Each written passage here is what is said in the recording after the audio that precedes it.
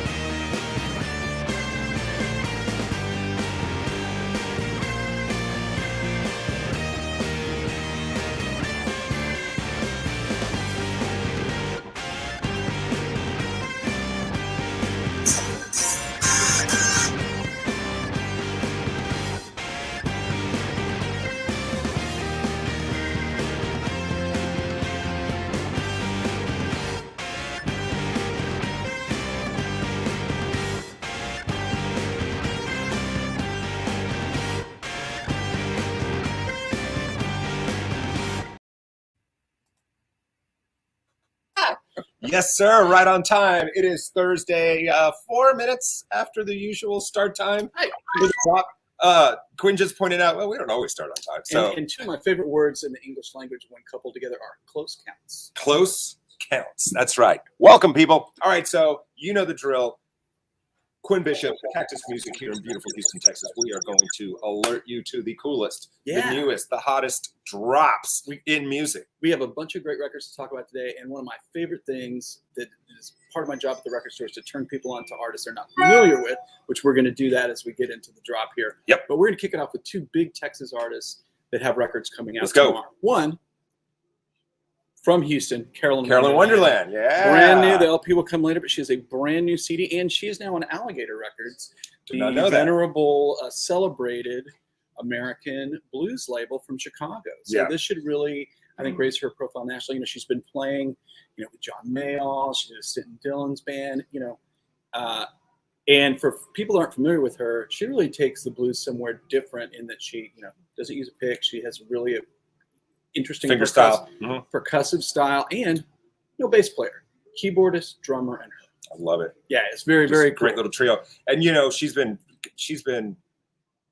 just into the clubs for a million years. A lot bigger in Europe than ever was here, which is true for a lot of artists. And I think professional musicians since she was like 15 or something like that. So really great to have a new record from her. Crazy great voice, yeah.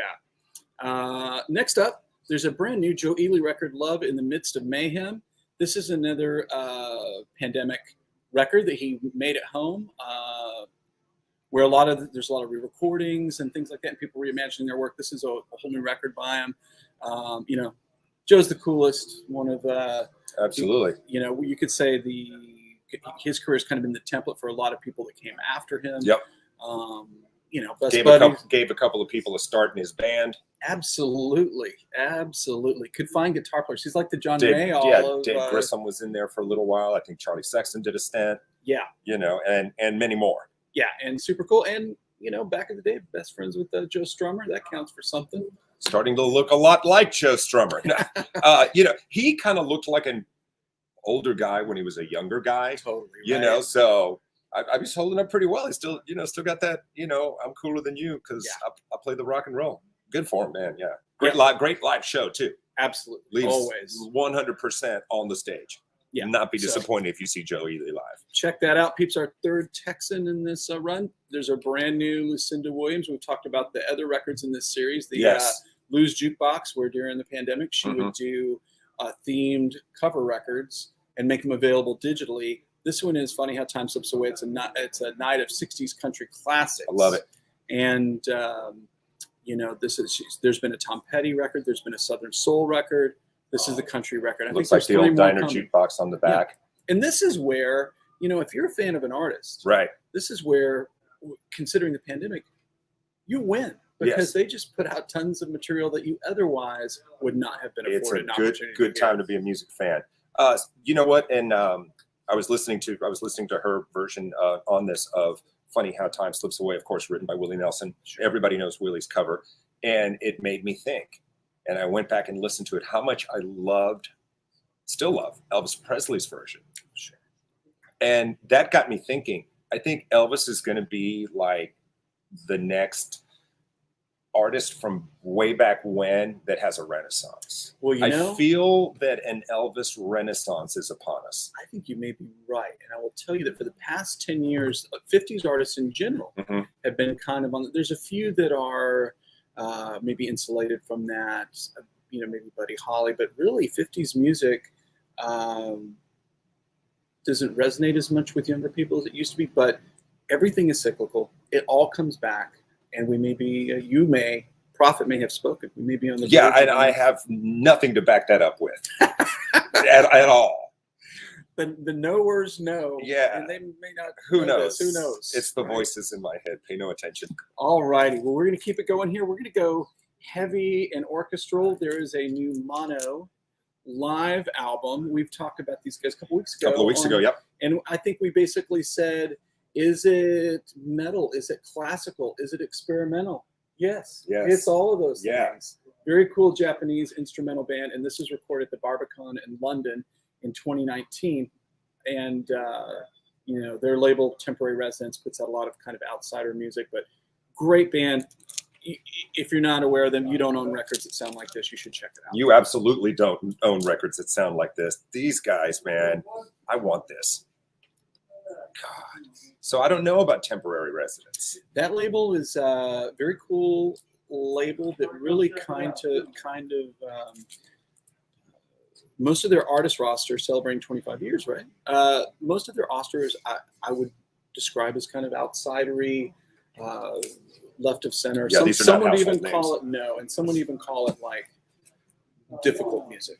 Right. But, you know, we need labels to do that. Yeah. We need labels and these, to push the envelope. You know, I've heard a lot of mono and I've watched a lot of YouTube video of them. And again, I've said it before, this is like a really cool one to put on in the house and people come over and stuff. They're not going to know what it is. And chances are they're going to ask you, hey, what is that? And they might just tell you, I don't know. They might leave. All right. We got some indie rock coming at you. Kevin Morby, who is a staff favorite, he had a bestseller earlier this year called Sundowner. And as happens with a lot of artists these days, they also release alternate versions. This is his 4-track demos from that album Sundowner. And if you're not familiar with Kevin Morby, he's really an up-and-coming artist, kind of in the relevant, if you like, category, more like a Kurt Weill. I, a lot of times, think his voice is very Leonard Cohen-esque. I was going to say that exactly. So I was listening to, I guess, the title track or A Little Los Angeles, or there's a song called Little Los Angeles, is there? Or is that just where he played? I can't tell. Anyway, I think it's the first song on here because I was trying to, because I don't know. And of course they don't list the song. They don't list the song, but I don't know anything about it. You know, so I saw him on the list when you put it on, and I was like, okay, I got to check this out. So the first track, super slow, super kind of, and then I was going, yeah, I'm picking up Leonard Cohen, but I got a little Roger Waters thing too. Yeah, no, you know, that's real slow, like Final Cut, those kind of like really just slow songs that are on that album. Yeah. I heard a little bit of that. Yeah, good stuff though. And terrific guitar player too. Yeah, he's somebody he's been bubbling under for a couple of years. And where's he from? I don't know. You know, I actually think he was born here, but his parents moved all over the place, if I'm remembering correctly. Yeah. Based on what I heard, I like it a lot. Now, you know, it's been at least 2 weeks since we've talked, since there's been I know exactly what's Gizzard coming. and the Lizard Wizard, right? Yes. So there's a new live album. Sometimes I say this is an exaggeration, a joke about somebody who has a lot of records like Willie Nelson, but it might be true in this situation when I say they've got more records than I have blood cells. Yeah. I mean, those guys. Yeah. But this is the most prolific band of the pandemic, you know, because since we've been doing this for 3 months, I think this is the third or fourth one that we've talked about. We're going to keep them coming. So this is a Live in Brussels record. People that are fans of their particular brand of psychedelic rock will dig it. I like this. Whatever that rat's chewing on there. That's kind of interesting. Yes. What is that? Oh, it's a body wrapped in a burlap sack. Oh. Well, see? Hey, for Halloween. Yeah, that's perfect. We're bringing that to you. Good on you. Is Needle Juice the label? I think that may be their label. Their own little, on the back their little brand. Official. Yep, it is them. It's a clever name. Okay. Long way to return for this band, Sleigh Bells, which were kind of a noise pop duo, you know, guitar. Yeah. That guy was in Poison the Well. Yes. Attractive female singer, which people seem to really like. She's got a cool voice. Record's really heavy, noisy, but super melodic. Did a big record about, I guess, had 2 in a row, 10 years or so ago. Yeah. And what I would have to say is they need to learn how to spell Texas. I think it's a play on their names or something like that, but you know, you can't live in Texas and see it spelled with an I and wonder what's going on. Who was that band? Oh no, who was the band out of Dallas? They had a moment about 10 years ago, and then they fell apart. And the guitar player joined. Was it the House of the Seven Bells or? You know who I'm talking about? He was really, really trippy, cool. But they were a Dallas band. Seven Bells. And I remember it's like their first album, and there was kind of a hit, and then they just split. School of Seven Bells. But I know he went to play with them. Oh yeah, well, because the School of Seven Bells guy had like lymphoma, passed on. Oh, good to know. Yeah. Wow. Okay, So that'll come to me after this. That'll is end over. your career if you don't know. Oh gosh. Okay. R.I.P. Yes, R.I.P. for sure. Bells. Yeah. Minus the Bear has we talked about this before, the 10 Bands One Cause, which is a terrific charity, the Red Door community, which helps assist people that are diagnosed with cancer, as well as the caregivers. And every year there's 10 albums, 10 bands, and they pick a record and they release it on pink vinyl, and all of those funds benefit that cause. It's a great charity. This is the 8th year they've done it. And so Minus the Bear, alternative, kind of heavier rock band, cool band. This is their record from 2012. Okay, yes, and because they broke up. They broke up, did a final tour a few years ago. Mm-hmm. I love their guitar player, Dave Cunard. That might be right. Yeah, cool. Knudsen. Dave Knudsen, who used to be in, I don't even know, I'm going to get all my descriptions wrong. Post-metal core. He was in Botch. But I really like it. A lot of effects. But he does like some really, not like shreddy tapping, but his guitar style is really unique, and he uses a lot of great effects. So there's all these cool sounds going off but I know some of the songs on this, and this is really good. There you go. It's a good one. Right. And next up, we have, everybody remembers these guys. We've talked about them on the show before. One of the funnest live bands you can still go see from back in the day. Violent Femmes, I think this is like their 4th Warner Brothers records. It's the hit is American Music, which people might recall. Of course, the problem is you have one huge record, and then all the other ones kind of seem smaller. Sure. But this is a great record, and it's finally getting the reissue treatment. The LP is a straight reissue. I think it's the first time it's been on an LP, maybe ever. Yeah. And then the CD actually is packaged with a live show of the era in '91. That's got a Kiss Off and Girl Trouble and a bunch of the songs they're known for, in addition to material from this record. But cool band. And I've seen them live. Yeah, I mean, super and they could go on tour today, and people are going to come see them. Yeah, and it's a sing-along thing, right? It's a sing-along. Totally. Yeah. Good band. Next up, we have Atmosphere, which they are a Minneapolis hip-hop duo that they release a lot of records. This might be like 10th, 12th record, and then they do EPs regularly. but very well respected. Right, and this record is dedicated to MF Doom. Probably see that. That's cool. On a lot of records. Yeah, cool package. They always have great artwork. I was artwork. looking to see if they named the graffiti artist on here, though. Includes Gatefold Jacket, artwork by Saber. There you go. Because I've seen this before. Oh, cool. Man, nice. Yeah, some good stuff today. And, okay, so like I said, we get to turn people onto artists that they may not be familiar with.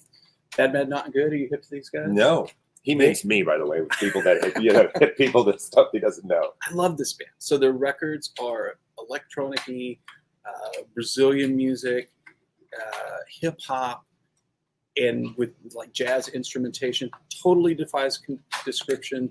Super fun. Their new record's out called Talk Memory. They also produce a lot of records. You hear their touch on a lot of popular artist records. Yeah, the packaging. This is an indie exclusive. Colored vinyl that has, I think, comes in a So is this new material? New material. This is it's been like 5 years since they've had a record, and again, they do I've heard this band. I just don't. I can't put my finger on it. And they have a lot of tracks that are used in television, cool. but check these guys out. Again, you don't own any records that sound like this. You check out this music. Love it. Next up, in kind of keeping in the same feel, is we have Adrian Young and Ali Shaheed Muhammad, who people know him from Tribe Called Quest. Yep. And Adrian Young is a DJ, record producer. He's been involved in a lot of great projects. They have a series called Jazz is Dead, in which they use all the equipment from back in the day, 60s and 70s, all the way down to the soundboard, mixing console, all that instrumentation. It's recorded the same way, and they work with a jazz legend from back in the day. Yeah. So these are finally coming out on vinyl, and I guess the most current one is this Roy Ayers piece. He's a master of funk, jazz. Just very distinctive sound, and this is a great project, and people should listen to it online. Adrian Young's produced a bunch of music for film. Yeah. He really has a great touch with regards to making stuff sound really traditional and cool. Love it. And Gary Bartz is on the other record. But as far as new things you're not aware of that you should check out, that is top of the heap. Nice, man. Okay. Who doesn't want to party with this fella? Sima Funk. This is Afro-Cuban funk music, and tons of great reviews on this record and this guy, and it is party music. So something for people to check out. I think we'll hear more from him. Yeah, and I think you're down with the Cuban funk. Yes, I am, man. Yes, I am. That out. And I don't know this cat. I'm sorry to say. Yeah, he knew. I think his first recordings kind of came out digitally like 2018 or whatever, but this is, I think, the first like legit full-length album. Yeah, there's a couple of people on here. George Clinton, Lupe Fiasco. We like them. Sure, man. Yeah. CeeLo Green making an appearance. Haven't heard anything from CeeLo in a while. Hey. All right. He's been busy. Yeah, he has. Okay, we have singer-songwriter Noah Gunderson, and he has a new album called A Pillar of Salt.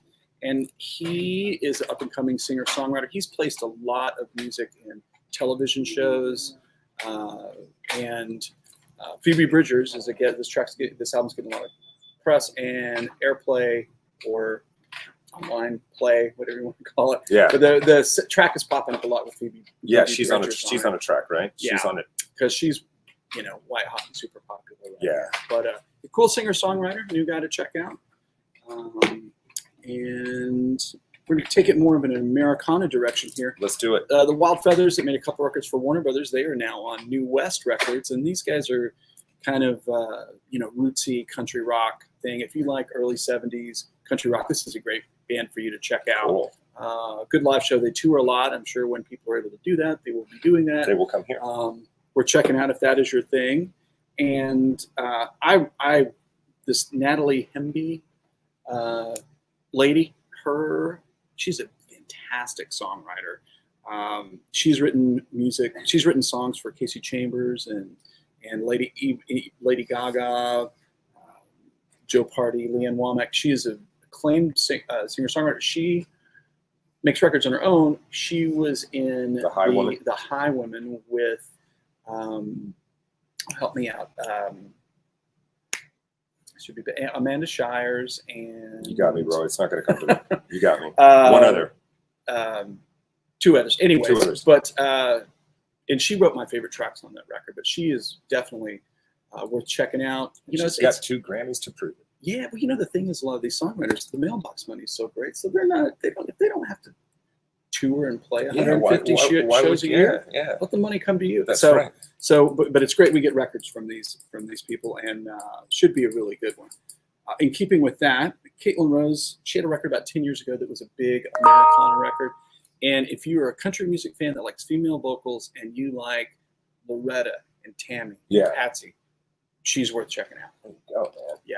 How about that? It's a great record. And the reissue comes with a bonus 7-inch and a holographic Now, is that sticker. her on the cover? That is her on the cover. Because it looks like, that was her like mom in the 70s or something. It totally looks like that. Yeah, that's kind of her did vibe. it. Yeah, man. That's so cool. Nice. Hope you guys are writing this down. Oh, yeah. Well, you can always go back and just write it down. Just write fast. We're going to forget how to write in this country. We talked about this record when CD came out. Yes. LP's finally out. Billy Strings. Oh, yeah.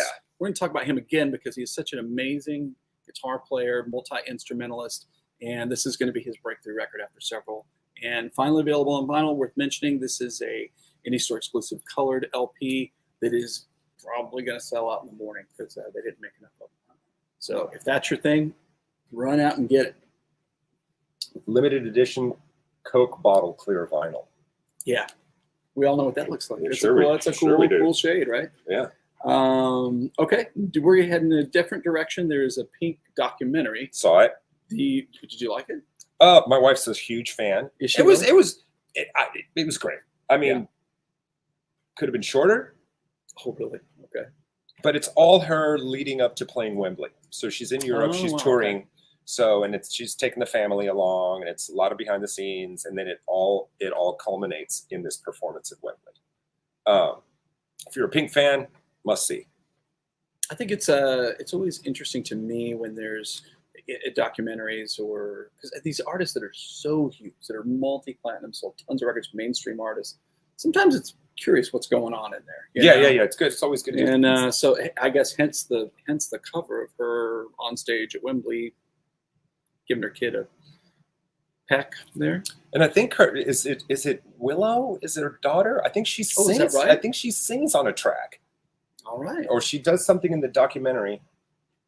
Does it say? It might even say. It doesn't. It does not. I could be totally just missing but I think if I remember correctly, we were watching the documentary and drinking wine. Oh, that can cause you to forget. Towards the end, I remember Wembley. But well, that's a set list. I'm guessing it's all fuzzy. live stuff from that show. So if you're a fan, live record from her. She's got many fans. She does. There's a new Aaliyah collection. So the label that her and Tank and Timbaland and Magoo, oddly enough, those records, the CDs have been out of print for the better part of a decade for whatever reason. So Blackstreet, the label, is been acquired by Empire Music, and they're reissuing all these CDs that have not been available in a long time. And it's crazy to think that there hasn't been a hits collection from her, but that's got all the hits on it along with the best known album tracks. I think there'll be vinyl later, but that's next year. I know a couple of people just that are still huge fans. Yeah. She was the princess of R&B. Absolutely, sure. A lot of people on here as well. All right. Next up, this is one of those artists. The record company, they have a brand new album, Play Loud, and this is, when people that are classic rock fans that are of a certain age say, there's no new acts I'm really crazy about or whatever. It's like these guys are inspired by the Rolling Stones and John Lee Hooker, and they're young guys, but it's super rockin', super bluesy. At the store, we approve of the artwork because it's got to be Cactus. It's got to be Cactus. It's Cactus approved, actually. Cactus I think that's not too much of a stretch, right? No, not at all. You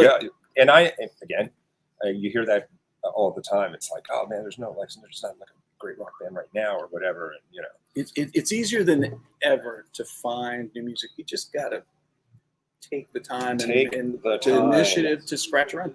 There's good stuff out there for you. Take the time.